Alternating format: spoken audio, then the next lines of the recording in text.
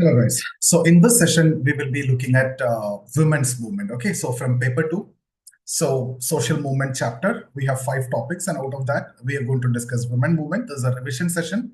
I hope your preparation and everything is going good. So let's start with this. So women movement. Okay, so what you will write in introduction, you will start with definition and dimensions of gender equality. So we can discuss about Sylvia Valby or even Oxford University definitions and other things, right? And then you talk about Neera Desai's definition on women movements. There is a definition on women movement. I'll give you that. And then you classify the pre-independence women movement and the post-independence women movement. So we are discussing women movement in India. If you depends on the demand of the question, we can add the women movements across the world also. But we focus on this.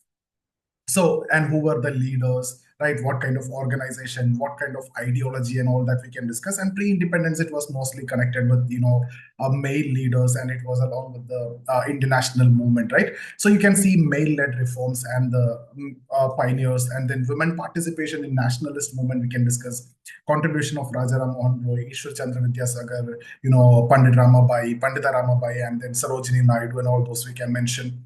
And then post-independence, if you see constitutional provisions for women, UN decade for women and its influence, Gail Onward framework, equality and liberation movements. Then post-liberalization, right, 1990 onwards, that the impact of globalization on women, new dimensions like ecological feminism and legislative achievements also we need to discuss. But still the persistence of challenges like honor killing, dowry death, workplace discrimination like that. And then issue-based movement. These are specific movements. So far, we were talking about general cases. So issue-based like anti-dowry movement, anti-liquor movement in Andhra Pradesh, inheritance rights and legal reforms, anti-rape protest, post-Nirbhaya. So these are issue-based specific movements.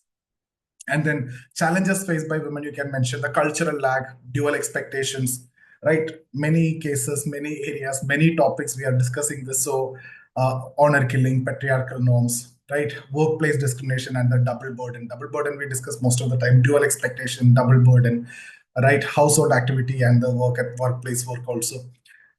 Then sociological perspective, we can discuss Kimberly Crenshaw, intersectionality and ecofeminism, Vandana Shiva and Maria Mies. And then modernization theory, Wilbert Moore, and the postmodern feminism also you can add.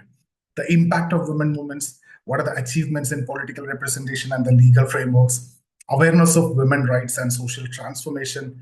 And then how can you conclude? You talk about reflection on progress and persistent challenges. And then you discuss the need for sustained collective action and then integration of sociological insight for a more inclusive society. So this is how you will be, giving the answer. So if a 20 marker, you need to write everything that I have mentioned in a balanced form. And if it's a 10 marker or if it's based on like specific aspect like issue-based movement and all, you need to focus upon that. So again, depends on the demand of the question. And guys, this is a revision session. So this is not a complete lecture. If you're looking for the mentorship program or the test series or the course, you can check out the details in the description. And the PDF, complete PDF, you can get free of cost again from the description. So what is going to be our introduction? So you can say women movements are sustained collective actions which aimed at achieving gender equality and empowerment. Or you can give a definition of Neera Desai, a pioneer in women's studies. These are movements driven by women's desire to overcome societal inequalities. Oxford University identified 4 critical dimensions of gender equality. If you want, you can discuss redressing disadvantage. That means addressing the historical injustices and then countering stigma and violence. That like eliminating gender-based violence and biases, and then transforming institutions, like restructuring societal norms and perspectives, and then facilitating political participation, that ensuring women's involvement in governance. So the women movement in India, if you see, has evolved through distinct phases. You need to discuss that phases: pre-independence, post-independence, post-liberalization, but then pre-independence, pre-1920, and then post-1920, after arrival of Gandhi, like that, okay? So this will be reflecting the broader socio-political and economic transformations. Now, let's talk about pre-independence women movement. The details, complete details are there in the PDF. Go through that. So, male-led reform initially, dominated by male reformers, advocating women rights. So I told you, you need to, whenever you talk about a movement, it's a collective action. You need to talk about who are the leader. So leadership from within or outside. Is it from women or is it from a male? Right? So post pre-independence, mostly male-led reforms. And then Raja Ram Mohan Roy led the campaign against Sadi and supported widow remarriage. Ishwar Chandra Vidyasagar again campaigned widow marriage, remarriage, and opposed child marriage. Behramji Malabari, right, advocated for raising the age of consent.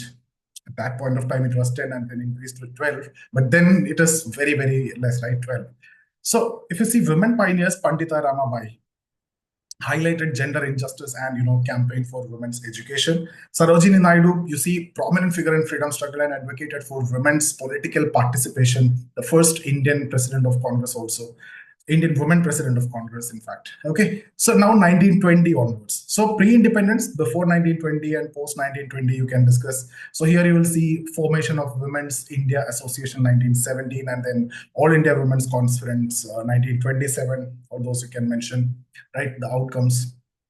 Mahatma Gandhi's leadership, in fact, engaged women involvement in non-cooperation movement, and the rest of the movements, Quit India movement, and all. You can see women's participation is increasing every time, and also public life. So focus on issues, such as parda abolition, dowry eradication, and then women's education. So this was the priority at that point of time. And if you look at sociological perspective, we can talk about M.N. Srinivas observed that pre-independence movement aimed at achieving Sanskritization for women by aligning their roles with the upper caste ideals. As he's connecting everything with Sanskritization. And then Karl Marx, we can discuss in that we also linked women's operation to the economic structures of society, with movements addressing systemic inequalities in land and labor.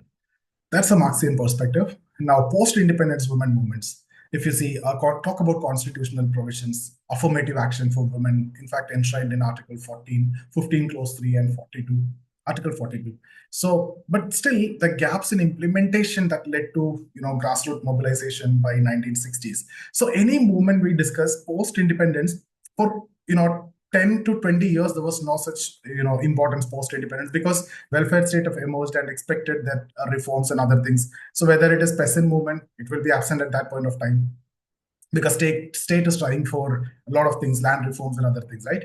And then women movement also, all the social movements have got, a dip immediately after independence because of the welfare state and the promises and the efforts that the welfare state made. But post 1965, 1970, the failure to address these concerns again come with the mobilization. UN influence, the UN Decade for Women, 1975 to 85, that again catalyzed global awareness of gender issues and influencing Indian women movements.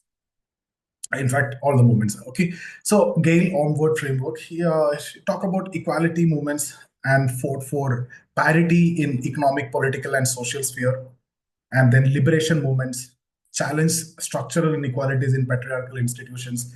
Guys, I'm assuming that you know all these things and you are here for the revision just to hear the same names that you have studied, just to repeat and revise. Okay, in case if you are missing something, you need to add, refer more, and update your notes. That's the objective. That's how you need to attend the session.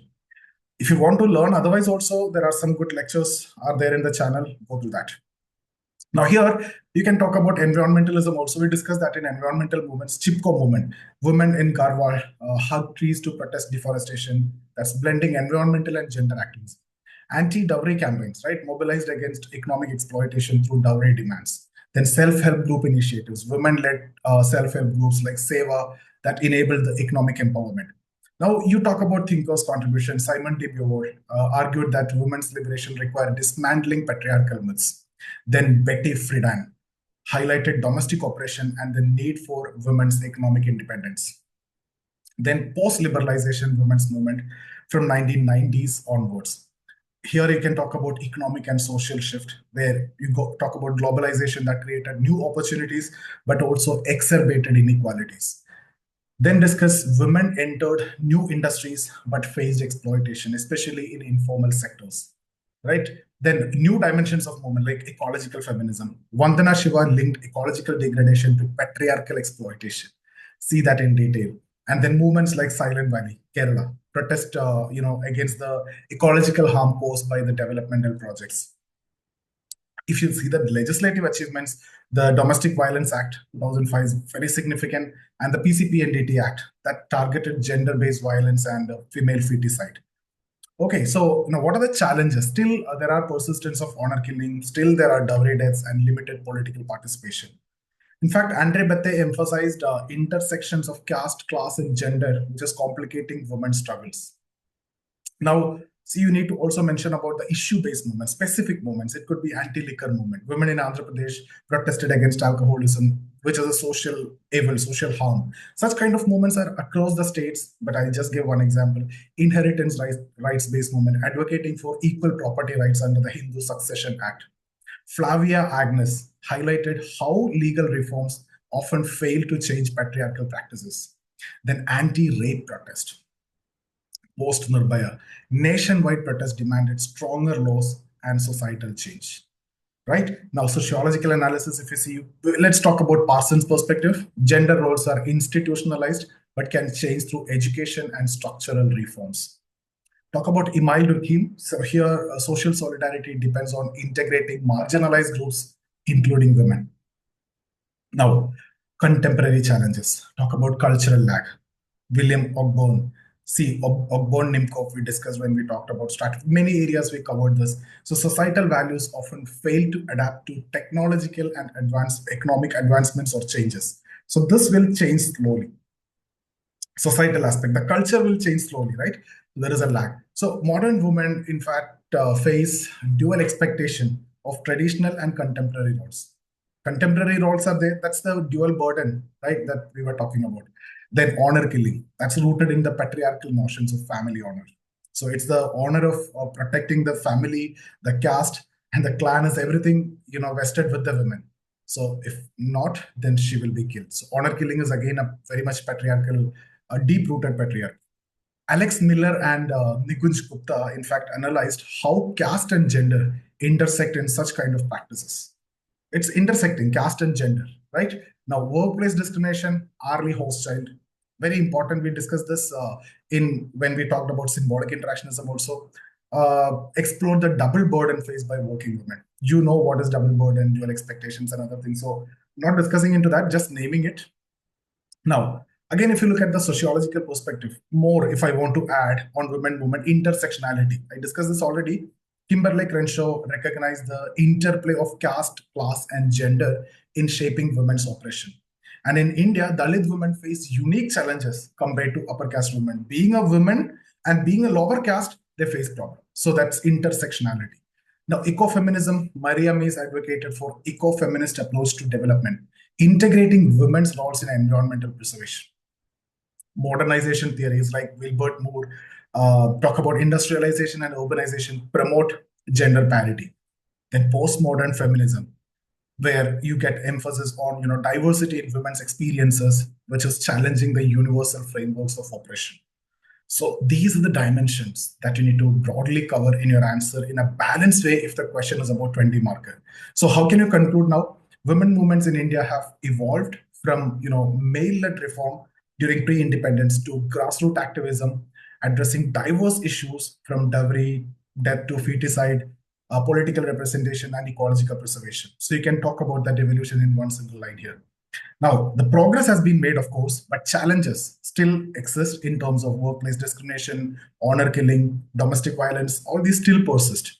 So if you see the sociological insights from thinkers like Neera, Desai, Gail, Omvedt, Andre Bette that we discussed, in fact, it underscores the need for sustained collective action, right? And we advance, right? We progress. When India advances or when we progress, integrating these sociological perspectives that we discussed with global framework can create a more inclusive and equitable society for women. So that's how your answer should look like. It's a well thoughtful, rounded answer and a sociological answer with the perspectives, with the thinkers, with the examples. So this is the best I can give you. And guys, that's about this session. If you like the video, share it with your friends also. And in case if you're looking for any test series or mentorship or courses, get in touch with us. The details are there in the description. So if you look at the topics that we covered, we briefly introduced, we talked about what is gender equality. I gave you the definition of Oxford, and then I discussed about Neera Desai's definition on women movement. You can write the same definition. And then we discussed what was the kind of women movement pre-independence and then post-independence, and what are the achievements, what are the kind of organization, what are the kind of leadership and other things. And then post-liberalization movement, what are the issues and what kind of movements was there. And then we discussed the issue-based movements like anti-dowry movement, anti-liquor movement, right? Inheritance rights-based movement, anti-rape protest and other things. What are the challenges? what are the sociological perspectives. We discussed about Kimberly Crenshaw, Vandana Shiva, Maria Mies, and Wilbert Moore, postmodern feminism, and all those. And we also discussed about the impact of these movements and the achievements of these movements and the awareness which it created. And then we concluded. Okay, so this is how you need to write a beautiful sociological answer. So guys, that's about this session, and thank you so much for attending. See you in the next video.